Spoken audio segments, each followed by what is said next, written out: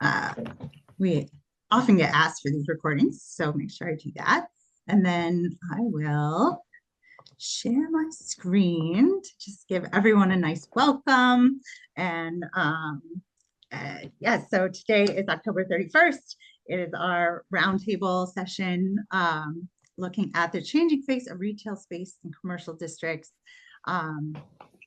Put on by Main Street, Rhode Island, which is of Grow Smart, Rhode Island. So welcome one, welcome all. And thank you to our sponsor, Rhode Island Energy. None of this would be possible without them, their founding sponsorship. So thank you to them. And for those of you who may be new with us today, haven't been to one of these roundtables before, and you're wondering what this whole Main Street thing is all about, it's basically an approach that's about 45 years old that looks at the place that is a commercial district. So we say Main Street, but it could be a downtown or a village square, neighborhood, commercial center district. And looking at these four elements of place that all need to work together, including businesses and also the built environment, and also communications, and also how people get all the work done on behalf of the place. So Main Street America is a national organization that has been promoting this approach, and Grow Smart Rhode Island is proposing to serve as the statewide entity that aligns with Main Street America. So, so these are the types of conversations that we want to have more of in the state as we try to really invest more in our Main Street districts for our small businesses and our communities. So I'm super excited today that you don't have to hear me talk anymore. Those of you who've been coming to our monthly roundtables. I'm super excited to welcome our guest facilitator for today, Jo Lee of Pop-Up Rhody. She is a partner there, and so Pop-Up Rhody is an online calendar for discovering the creative, artisanal, and quirky events across Rhode Island. Previously, she led teams in IT, clean energy, NGOs, and academic institutions in the US, India, South Africa, and the Middle East. But now she's all about Rhode Island, and we're super happy to have her today.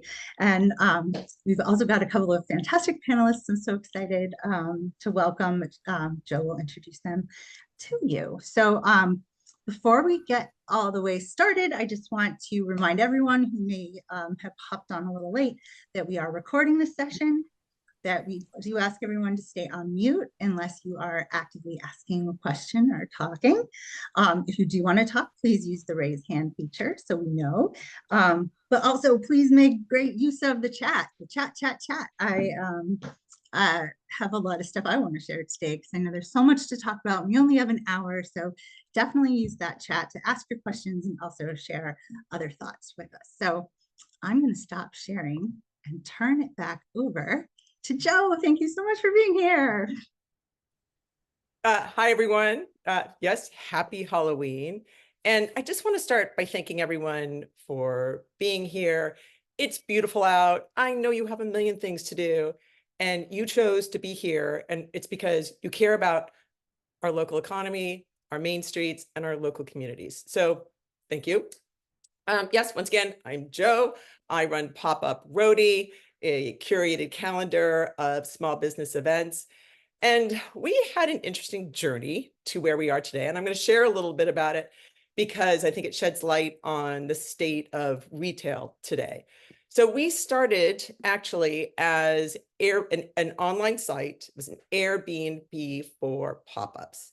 So businesses with space would list it, and businesses that wanted to pop up in it would sign up. We hit a ton of friction, and one of which was COVID, right? Like really hard environment to start a business that's designed to bring people together. But we also just hit a lot of friction in the market. Real estate landlords were very reluctant to veer from a business model that depended on long-term rentals. And then retailers, who we thought, hey, this is great. make some space available for someone to pop up, get that kind of energy going. They were like, I am up to my eyeballs in things to do. Do you really think I can take on something new? And but we were frustrated because we did a lot of market research. We knew there were people want to shop locally, right? They don't want to live in anywhere USA. They're sick of Amazon, but they just need an extra push off their couch. So we decided to pivot the business and launch Pop-Up Rhody as a curated calendar. So rather than organizing events, we decided to promote and showcase all the actually really amazing events small businesses are doing, right? So what would that be? A clothing sale with wine and cheese, or a band at a brewery, or a gallery opening. And we talk with businesses a lot. And so we hear it's hard, right? Like it was hard before COVID, but it's harder now, right? We're making such great progress on inflation, but it's there. It's hitting people's bottom lines. So it is a different world post-COVID. We're all kind of trying to figure out, which is why I am so excited to have this opportunity to talk to my two favorite entrepreneurs in Rhode Island, Leslie Moore and Jan Dane. I'm going to start by just doing a very, very quick review of their bios. Leslie Moore works in real estate development and urban renewal in Pawtucket, Rhode Island. She's working to redevelop numerous properties on Main Street in Pawtucket to support Black-owned businesses and nurture BIPOC entrepreneurs while bringing much needed economic development and activity to the downtown core. And honestly,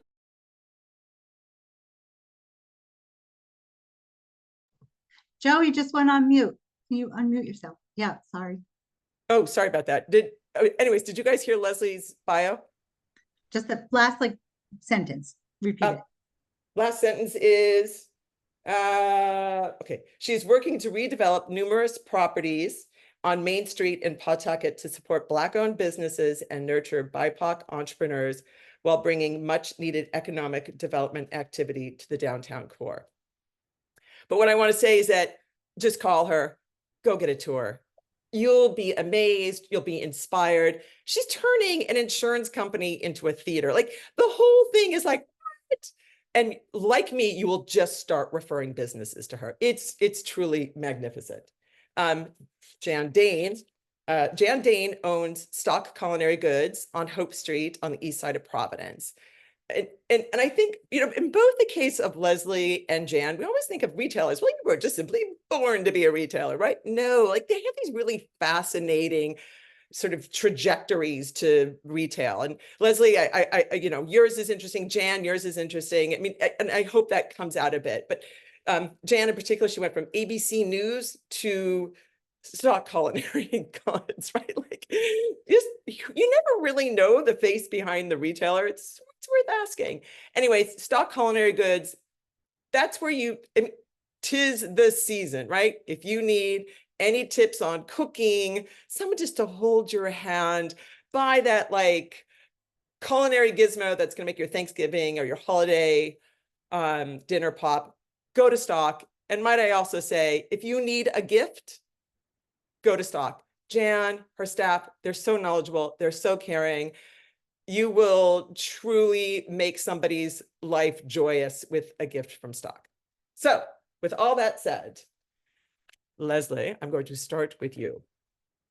Can you just tell us a bit about what I cannot do it justice. If you could please tell us what you're building in downtown Pawtucket and the intentionality behind it. Sure. I guess I'm excited about what a number of folks here are excited about, and that is Main Street. I think they're very important for a lot of reasons that we realized when they started declining. They bring people together. They make it to where folks know how folks are doing, and they have something to do. More and more, we're finding out that actually health is impacted by the ability to feel connected to people and feel like we're part of something. And so those things have been very impactful to me, communities of people who have had challenge. And so in downtown Pawtucket, a place that has certainly been a challenged commercial district. I have purchased property, commercial property, and have worked with a development team that we formed to make those properties places that a wide range of people could have an opportunity to own a small business, to try a small business, to be entrepreneurial, and ultimately to offer something to the community that gives people a chance to be a patron, to have a space to connect with other people, and just really enjoy themselves. Can you just tell us I could go on. I want to be careful. I know. And I was just wondering, like, you know, to survive in retail today, you've got to be on your toes, and you're kind of developing all these properties, and I'm just kind of curious about how you wind up activating them, and whether it's the green market or any of those spaces that you showed me. You can tell me a bit about sort of your process and how that's happening. Uh-huh. So we are looking utilized. And I have been described as someone who thinks of building as, can you guys hear me okay? Looks a little funny. Yeah, Leslie, why don't you try turning off your camera? Oh, let's try that for a bit. Okay, but keep talking. It's more. It's me, Jolie. So what's happened is that I definitely have something that's exciting to me, to look at things that feel underused, that feel like more can happen. And so we have looked for and at buildings that really felt like more could happen there. Downtown Pawtucket has beautiful buildings, and a number of them were empty or underutilized when I sort of jumped in about 6-7 years ago. And so what we ask is, what could this building do? How could a lot of people share in this beautiful space? And then what I've done is connected with a team of people, some who are more design and some who do more construction, and said, hey, let's make this a place where a lot of people can have a use to be here. And because our dollars are not limitless, we've also understood that this is something that the market has to support. And so we've invited a number of small business owners, entrepreneurs to contribute to the costs of the building by being tenants in that building with their entrepreneurial endeavor. What are some of the exciting businesses or trends that you're seeing? I mean, I know you've got, I don't know, I seem to recall something like 50 tenants already kind of bubbling up. And are you seeing any trends, or what is your impression of people who are filling downtown spaces these days, businesses? So I think we have to understand the story. Main streets were big, downtown businesses were big. And then this very cool thing happened, cars. And it meant that you didn't just have to walk down to things that you liked. You could drive to them, which led to a different kind of development. We saw malls, we saw big box stores that could be further away, and that meant people could get what they wanted. And then we saw this other crazy thing, the internet drop down on us. And what it meant was you didn't have to go anywhere. You could, from where you were, buy things. And so, of course, that impacted our downtowns. Those anchor stores left. Even the anchor stores in the mall now are challenged with what's happened with the internet. And so what we're saying in downtown Pawtucket, which I think is so appropriate, it was the birthplace of the American Industrial Revolution. It's where the city became the place to be. We're saying, let's build a different kind of anchor business. Let's build a different kind of place that draws people to the core. And we're saying, let's make sure that it is Amazon proof. Amazon can not do a great job of providing a social space, a place where people connect, a place where people get to understand the local culture a little better and find out local offerings better. And so we are saying, yeah, that's really important that when someone has a friend that comes from out of town, they're not going to want to go to the strip mall with the same stores in their city. They're going to want to find out more about this place. And so we're saying, let's make it a place where people find out a lot more about where they've come. Can you tell us a little bit about the state of these properties when you took them over? And like, mind you, when I saw them, a lot of them were under construction, but I got the sense that they were pretty empty when you took them over. And so if you could describe that, and I could be wrong, but that's my hunch. And also just like, what gave you like this incredible sense of like chutzpah? We're like, I can fix that, right?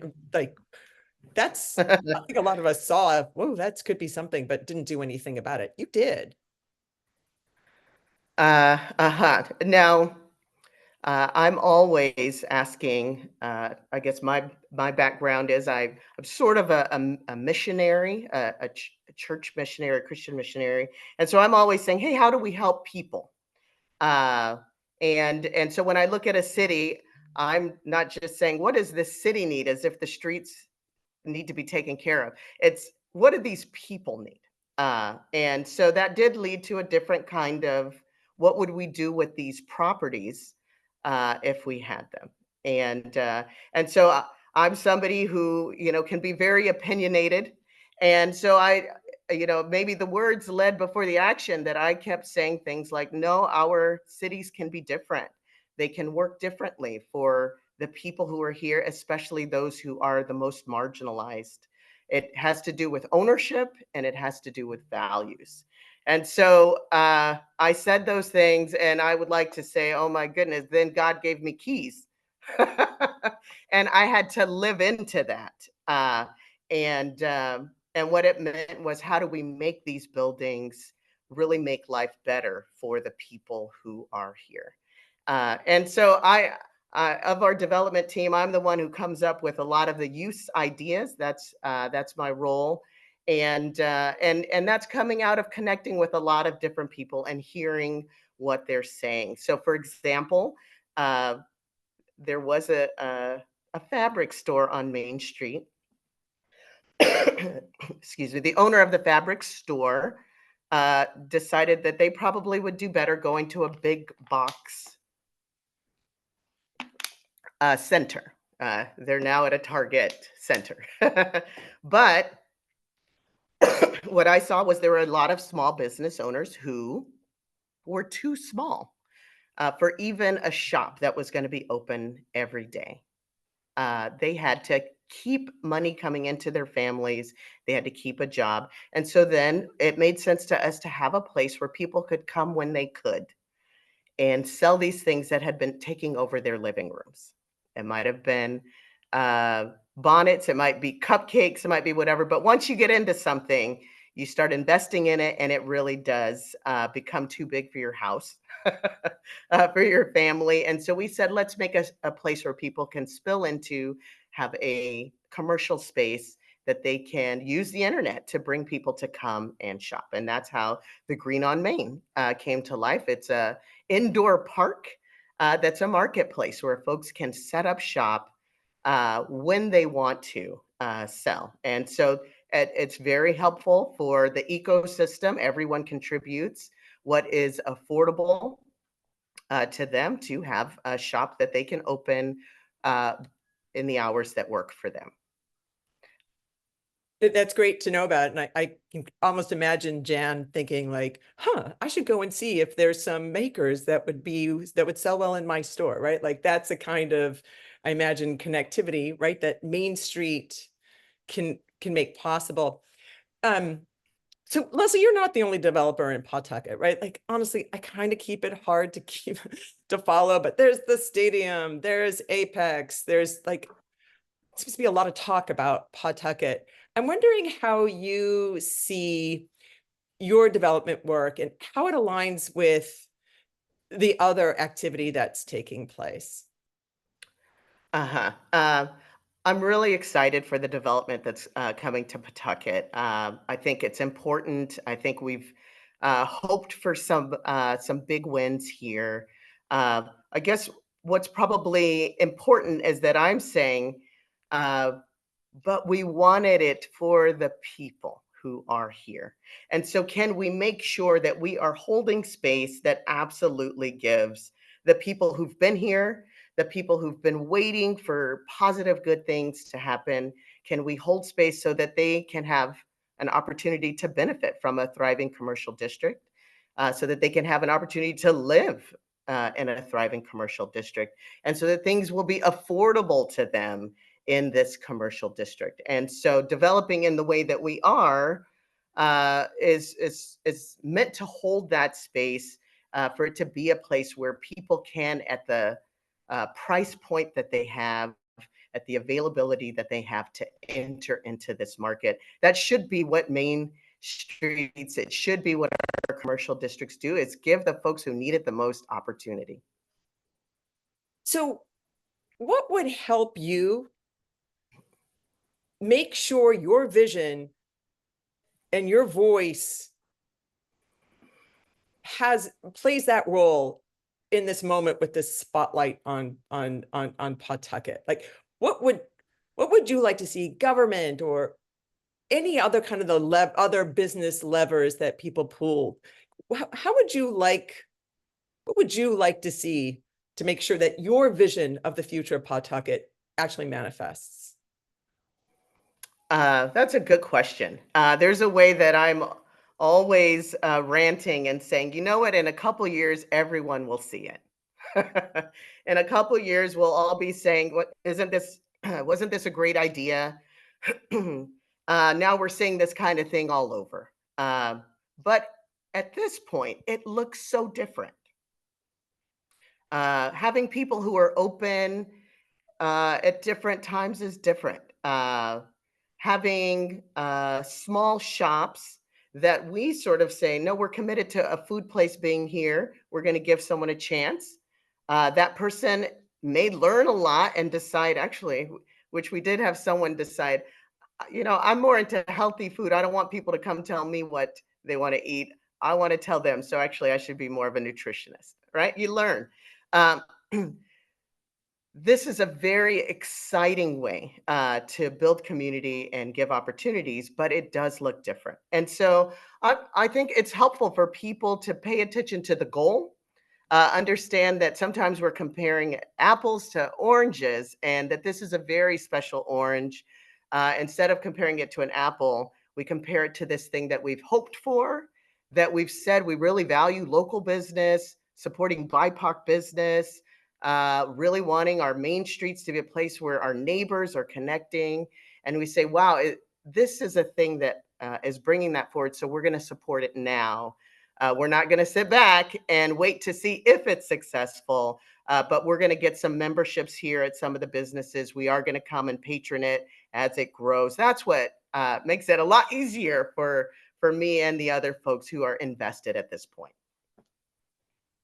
So I think maybe part of what I'm hearing is that there are very traditional approaches to development. We all know them. We all know the milestones and markers. And it sounds like you're saying, yes, but that achieves one thing. We're trying to achieve something different. And our markers of success, our progress is going to be different. And we need understanding around that. And for people to see the value and progress, and maybe even, yeah, it seems like a legitimation of alternative forms of development that actually have greater benefit. That's right. Understanding and buy-in. And I love it when people say, actually, that's something that I really wanted. And I realize I've been investing in something that creates quite the opposite. Let's try putting some dollars here so that we can see more of how this works. I really am excited about Rhode Island being a place where other people learn learn from. And I think there's a real possibility here. Mm. I love that. Rhode Island, being a showcase for the future. And just curious, like, are there particular obstacles that you feel like, oh, if only this wasn't in the way? I mean, is it really just kind of an awareness, people catching up and realizing, oh, there are alternative ways to activate properties and and realize a much a, a greater good, right? I mean, really lift our societies in ways that we know we need to, and there is a path to do it, right? But we need to understand it. But what are obstacles? What are some of the things standing in the way of that? Some of the things that we find are that there's only, a few ways that we are doing things. And so sometimes when you step outside of that, you are questioned, and there's maybe even a sense of you're doing it wrong, and it needs to be corrected. And sometimes I feel like that. Sometimes I feel like our different approaches are criminalized. That folks may back away from them because it doesn't look like something else that they've seen. And so I think it's so important that people do take the time to come close and to hear more about what's happening, right? If you are afar and I think there's this thing going on, and I think they're trying to do something. Chances are, a lot of that won't actually be accurate. And so I think that would be helpful. Another thing that's helpful is I think we need to, if what we're trying to do is really support folks in business who have not had a lot of opportunity, we need to be prepared for things to not always work out. And I have decided, I'm as a landlord, as a property developer, I'm going to be okay with that.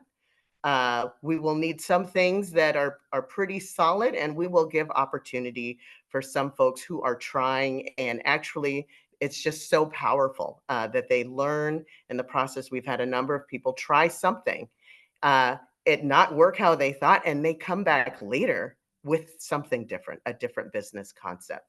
And so I think I drive the people in the city crazy because they're constantly getting new applications for businesses in some of the same spaces. And I would argue that that is positive.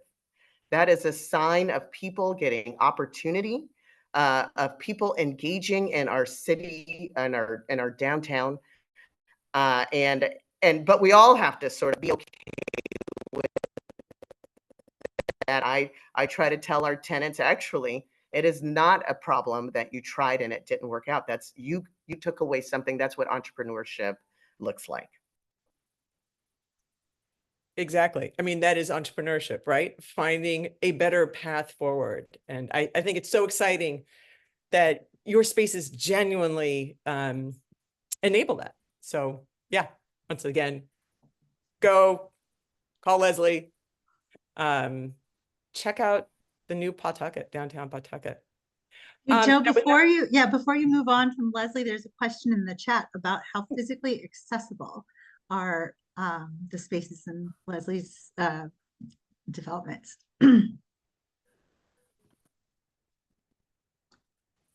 Okay, and you said accessible. In what sort of way?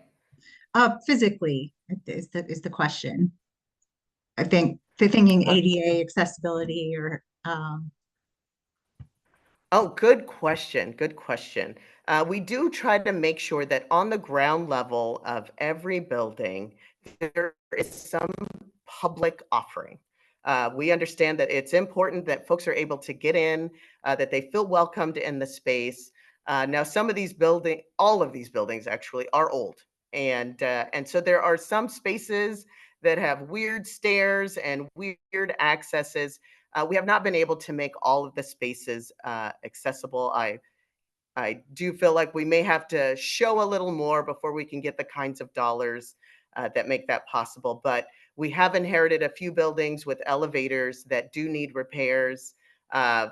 One of them, we got a quote of $500,000 to repair the elevator. It is not, it is, yeah, it is expensive. And so then it means that we have to do certain kinds of developments that make it possible to do those kinds of repairs.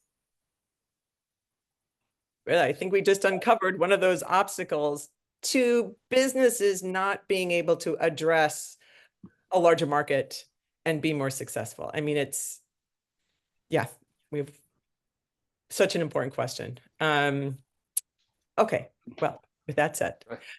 Trying to figure out how to raise my hand here, sorry. That's fine. First off, $500,000 for repair and resurfacing of an elevator that's not unexpected. The safety factor alone, the equipment alone, getting the equipment in place, everything from cables to the braking system of an elevator. In case you don't know, elevators actually do have a braking system in case the cable breaks. They'll fall a little bit and come to a complete stop. That's just the way they're built. The safety factor alone is phenomenal. As far as ADA ability, you have to work with what you have, Tina, sorry. But we face the same thing here in Burrillville. There's a few places that just have like those 3 or 4 steps that trying to get up them is unbelievable. And I got a feeling the stairs may have been built before there was any standard step depth or height. Pretty much pieces of rock. But we definitely need accessibility to everybody. But no, when you mentioned the price, about getting the elevator rebuilt, I just wanted to put the 2 cents in that said, that's not a bad price. Even if you shop around with some of the others, you're going to find pretty close to that same price. You're talking about doing, I'm sorry, Leslie, you're dealing with inside the city of Pawtucket, correct? That's right. Okay. Being that we have changed into an automotive-driven society, what's it like for parking there? I mean, what kind of a circulating system do you have for foot traffic in the town to get them from the parking area to the stores? Is there like a shuttle bus or something that runs on a regular basis? Or? That's a good question. Downtown Pawtucket has a parking garage, a 3-level parking garage. It's actually right in the middle of all of our buildings in downtown Pawtucket. And so we are fortunate that there is, at this point, pretty good parking in the area. The other thing that they did was built that train station, the commuter rail station nearby. And there is talk about a shuttle that might bring people around from there to the soccer stadium. And I'm certainly here waving my hand saying, make sure downtown Pawtucket is a stop so that we don't do this thing where we encourage traffic to just one spot and back to the train, but that we really get folks to patron some local businesses, some folks who can share the culture of the city. Right, that was my next question is, what are you using to entice people to go walking to these different locations?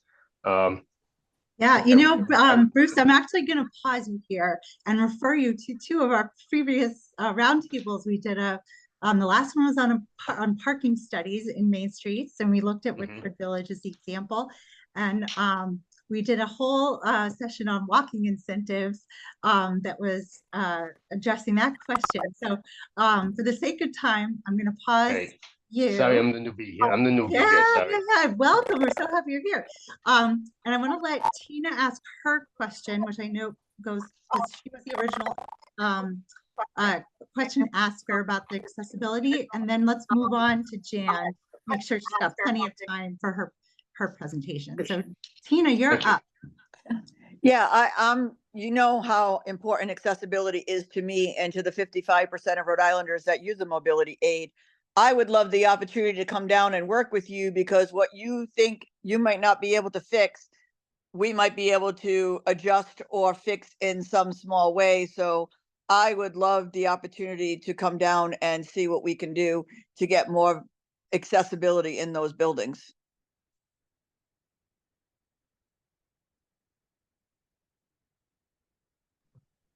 Wow, thank you. Thanks, Tina. And hopefully Leslie. Thank you. Yeah. That sounds great. Awesome. All right, Joe, back to you. So I already feel like this discussion has had a major achievement. So Jan, let's talk about stock. Honestly, once again, all of you who, if you have not been to stock and you have the slightest interest in cooking or eating, go to stock. It's just an absolutely lovely space that delights every foodie interest. But Jan, I was wondering, I mean, you've been in business now. Oh my God, I should know this. Is it 10 years, 13 years? What drove you into the craziness of retail? Well, it's funny. There's definitely some similarities between my story and Leslie's. I think hers is definitely on a larger scale, which I very much applaud, and has a lot of opportunities for many more people, which I think is fantastic. And by the way, Leslie, I'm hugely in your corner. I raised my family in Pawtucket. I'd love to see that Main Street rebound.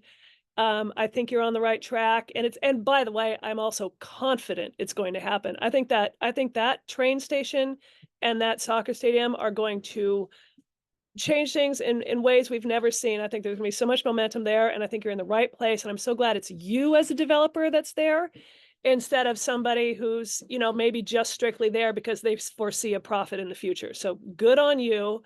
And I hope that happens post haste.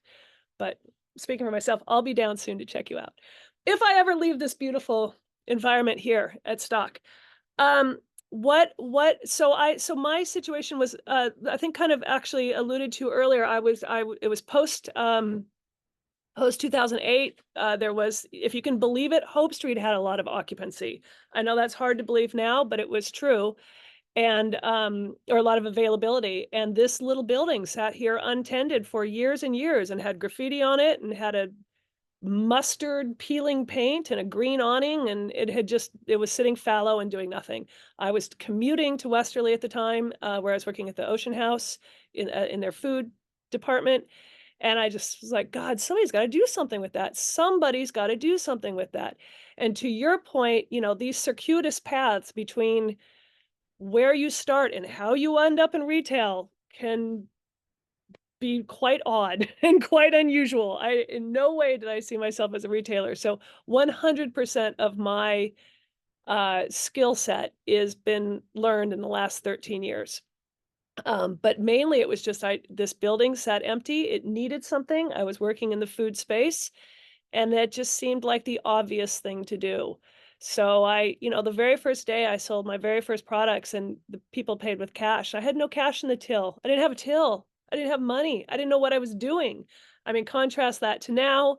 It's, I've learned a lot, but I think you have to be able, very much again to Leslie's point, you have to be able to take risks. You have to have the runway to make mistakes and to learn as you go. I mean, if you look at what we looked at, like the day we opened compared to what we look like now, we have had the luxury of being able to tinker because we are in a very populated neighborhood now. We've had enough support that we can tinker and change and make alterations, but that takes runway. And I think that what's very cool about what I heard Leslie say is that she's giving people the place to do that with kind of a little bit lower barrier to entry, possibly because it's in your building. So they're not having to, come up with all the opening money and thing, which is a bear. So that's what got me started. Nothing, a whim of why not put something in that space, and then I won't have to commute to Westerly anymore.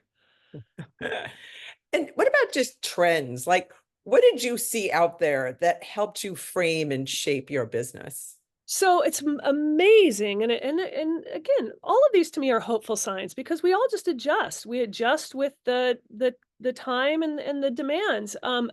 I was in a post-Amazon world. Amazon was already very secured, which is why if you look at Stock, we barely have a website. I have zero interest in web. I would have no website if I could, because Bezos is doing that. You know, we really wanted to be here for people. When Leslie referenced health in your communities, it's not just the health of people walking around and getting out of their house. It's emotional health, it's civic health. It's knowing that you can go into a place and see people that you know and have these engagements with humans. It's so critically important. Sometimes I feel like I'm in healthcare, or certainly mental health care. But you know, what I was responding to at the time was that Amazon was growing wings and getting bigger and bigger, and more people were becoming more reliant on it. This is about the era they were launching subscriptions and things, and you could see the writing on the wall. And it isn't a very far stretch from seeing a retail place giant like that blossom, and Walmarts and, you know, all these other large places, and seeing your little Main Street shrinking. I mean, it's happening simultaneously. So I wanted to respond to that. I wanted to be a place where people could come in and have human interactions with other people. And it's amazing to think at the time, there just wasn't much of a local movement. There was no flea. There were no these gift trade shows that you see now. There was the two holiday things, the one from Rhody and the one from, I forget the other one, but it was very hard to find local gifts in Rhode Island, which is shocking when you think about it now.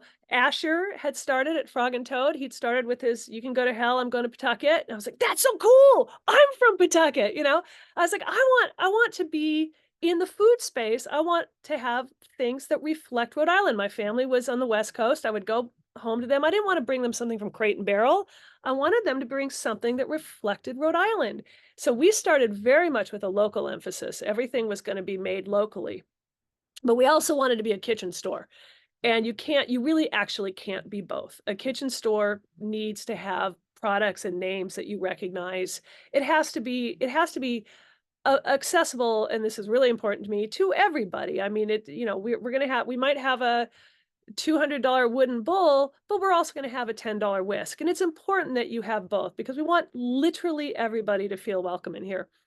So that was kind of the things we were responding to, was how do we get people out into their neighborhoods, and how do we make sure that they leave with something that reflects their neighborhoods? I do think I should interject here right now. Jan looks like she's just sort of working a day. She is in the back room and somehow multitasking and dealing with like Halloween craziness. So that is really Talking about, Joe, I don't even know what you're talking about. Another day. Yeah, no, that is one thing. I call it under shop arrest or retail jail. When you have a retail store, you're in it a lot. Yeah. And this is my office. And this is my desk. I am sitting on boxes, literally, with my computer on a box. So what new trends? So you really were a visionary on the forefront of the local craft market scene here in Rhode Island as this sort of oracle. What trends are you seeing out there these days that have captured your attention? Well, it's funny. I mean, I'm mostly, I tend to focus more on food trends than general retail trends. But I mean, just to get this out there, I love this movement toward the non-alcoholic trend, the sober curious movement. I would love to see more places that open up that cater to that. I think that's brilliant. I very much believe, and Joe, we've talked about this before, about this notion of spaces being a little bit more hybridized, a little bit more about a shopping experience and an experience, whether that's something that is a add-on that you do in the evenings, or whether it's like, you know, Groundswell, a beautiful place you've probably all seen in Little Compton, right? Or Tiverton? I get them confused. Anyway, you know, there's a cafe and there's retail. I mean, it's riffraff. Let's go with riffraff. I mean, they're selling their books and they have their bar and they have their public speaking, and their, you know, authors come through. I love that stuff. It's not even novel. I think it just kind of lost its way for a while, and I think it's coming back. Huh, that's interesting that just trying to think back at that that this is something actually that we know and is kind of reappearing again. Um, as a retailer, I think we all have a lot of assumptions about what the obstacles are to success in Rhode Island. You and I have also had these conversations, but I'm curious, what do you see as obstacles? And what do you perhaps surprisingly not see as obstacles? Oh, feel softballed. I feel the biggest, like, just ask me on any given day, but one of the things I feel is just a general obstacle to physical brick and mortar retail in general is there is a certain amount of, and it's not disingenuous, but there's a certain amount of lip service to it where people are like, oh yeah, I'm all about local shopping, but there's not an awful lot of understanding about the challenges of it, and there's not a desire for people to learn about it. So you cannot go into a tiny store and say, do you have this? Can you get me this? I want this. We are not Amazon. We do not have an easy button. There used to be a time before Amazon where you went into a place and you said, I love this array or I don't love this array. And you chose from what was presented to you. I think this notion that people have now when they go into a retail store and they're like, well, I saw this exact thing and now I would like, and I want to support you, so I want you to get it. It's so well-meaning, and I understand the impulse, but there's no education about how small business actually works. And I don't know how to do that without it being like a little medicine pill. You know, there's got to be a fun and loving way to say, like, love the one you're with, you know, and try to like support that theory. So that was an unexpected obstacle that I did not realize is how much of my day is spent telling people like, I don't have that and I can't just get it. So that's one thing, but that's global. That's not unique to Providence or Rhode Island at all. On obstacles, and this is just I think, while I do think there's some regulatory and some paperwork and some bureaucracy to establishing a business, I think it is overstated. And I would not tell small businesses to not try because, oh, I have to get this license and I have to get that license. I don't think these things in the scheme of things add up to much. I don't pay any more for my corporate licensing than I do for my printer ink every year. And to me, if that's a trade-off to make, I mean, I'm happy to do that, to be able to run a business like this. It's not that it wouldn't be nice if those things went away. Sure, why not? But I don't want people to, I don't like that message that's out there like, oh, you'll never get through all the bureaucracy. It's like, no, you will. You will.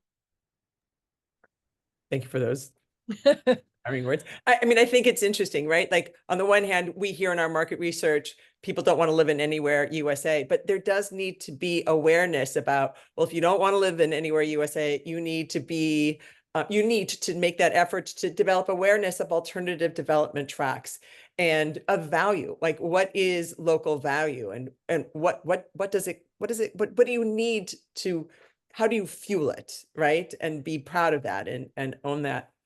I want just one last question here, and I really, please, people, ask questions. You all are operating with Main Street businesses, or maybe you have some sort of management role on Main Street.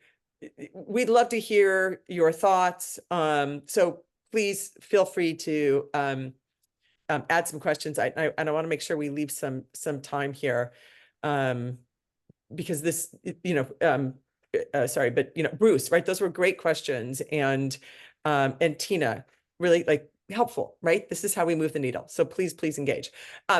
But back to you, Jan.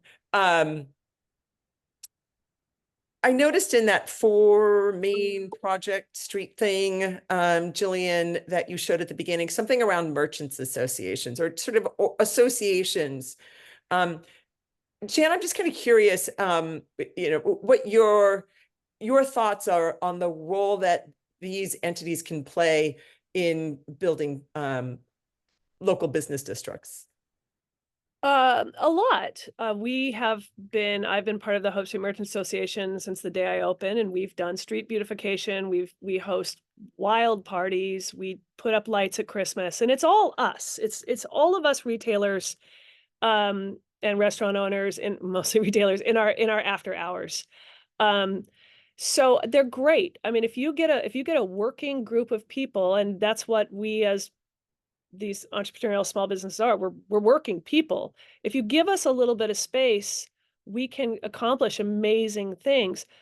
It would be nice if they were funded a little bit better. I mean, everything that we do, we basically do off the backs of ourselves, or we get the occasional grant here and there. But I think if that would be one area, like if, and I know, and to be fair, Providence Culture and Tourism does a great job. They absolutely support us. But, you know, we keep coming back to their well all the time. It would be neat if corporations and local larger businesses would recognize that their small business associations are actually willing to do this effort. They just would need a little chatter. Doesn't hurt. All right, I'm going to ask one more question to Jan and Leslie, and then I am really turning it over to everyone else. So get your questions ready. I'm curious about both of you, your experience with the local media environment and how how it helps or maybe disappointingly doesn't help your business. Leslie, you want that?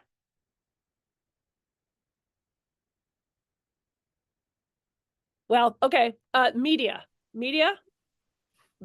has problems of its own right now. I would call it almost a non-factor.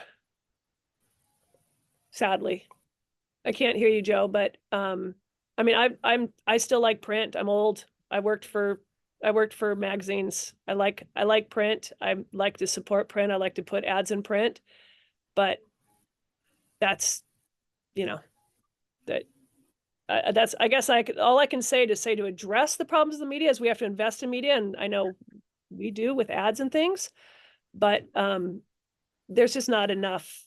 There's never enough to kind of stimulate, I think, what a small business needs, because of the advertising versus editorial, you know, split. It's hard. Do you feel like it was different when you started your business? I mean, it's been quite a time span. Yeah, I mean, a little bit. We've lost a couple papers, and we had the Phoenix when I started. Yeah, I mean, I think I would personally, as an old woman, I would love to see print media rebound and do better. And if anybody has any suggestions, please let me know. But it's a tough climate out there. Leslie, do you want to chime in on that one? Sure. Pawtucket does have a local paper, and it sort of shares with Central Falls the weekly news, and I've felt that to be very helpful, actually. I think we are learning that those local papers are what people look at to find out what's happening in their community. I'm glad that that still exists. Sounds like they had to go through a lot of changes and sort of be a local paper for a lot of places that was under a bigger company for that to work. But it's really helped people to follow what's happening in our developments anyways. And so I've appreciated just stories that keep people connected to there's something happening here. Well, that is good to hear. Bruce, Right. Yeah, Bruce has Jillian, you go. Bruce, you're on mute.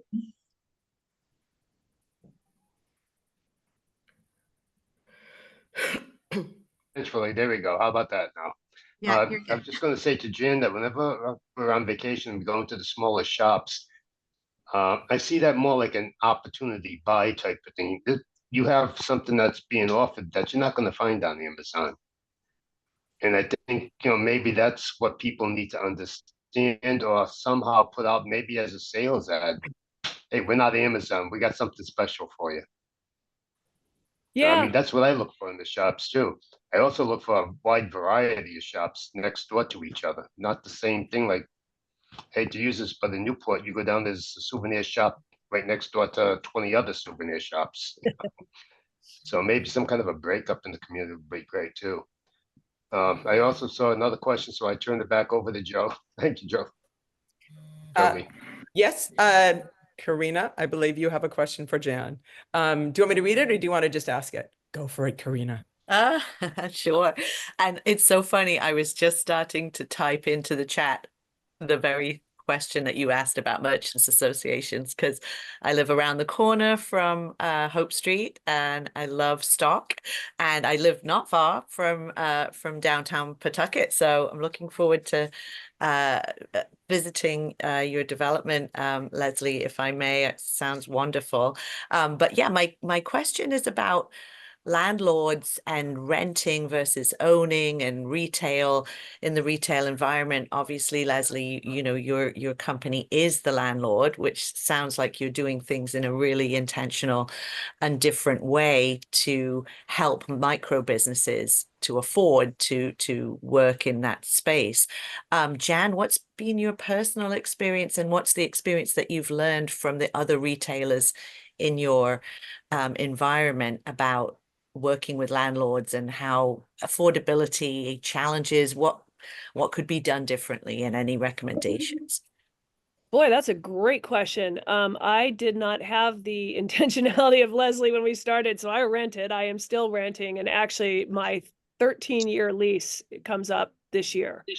That will be interesting because the landscape has changed wildly on Hope Street since we started. So I don't know that is a complete feeling of I just don't know. It's a wild card. I don't know what's going to happen there.